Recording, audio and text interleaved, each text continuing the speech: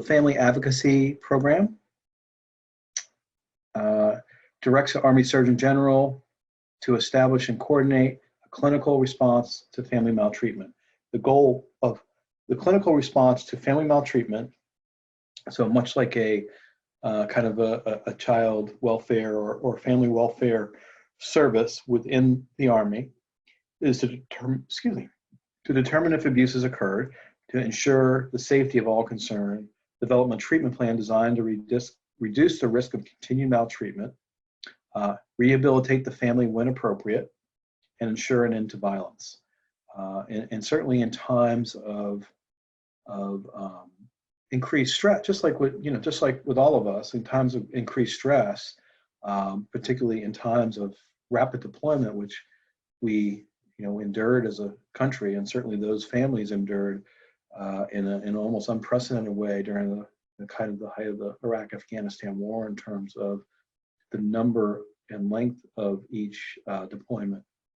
So the length of deployments and the number of actual deployments were somewhat unprecedented due to the length of the war and sustaining such a long and fast conflict on a purely voluntary army, i.e. without a draft, required many families to endure many deployments over an extended period of time, sometimes up 10 years of deployments, repeated deployments. So so a lot of stress can befall these families and put them at higher risk for needs for this kind of service. So let's see. So the clinical, sorry, it's not clear on the slide here, but we're still talking about the Family Advocacy Program. So the clinical response within a family advocacy program case involves receiving initial complaint that an incident has recurred, notification of the commander, delivery of medical care as needed, assessment of incident and development of a safety plan, collection of collateral interviews and documentation, case presentation to a case presentation review committee for which the military treatment facility commander is in.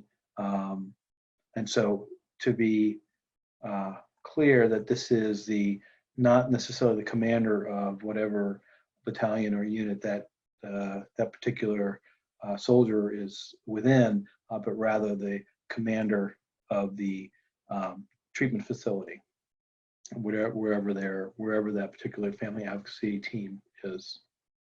Okay. Recommendation for treatment plan, follow up with the case review committee, case management as well as clinical services, and then a case closure process. Okay, so if you've ever worked in CPS or DP or APS, you might see some similarities in how the family advocacy program is structured.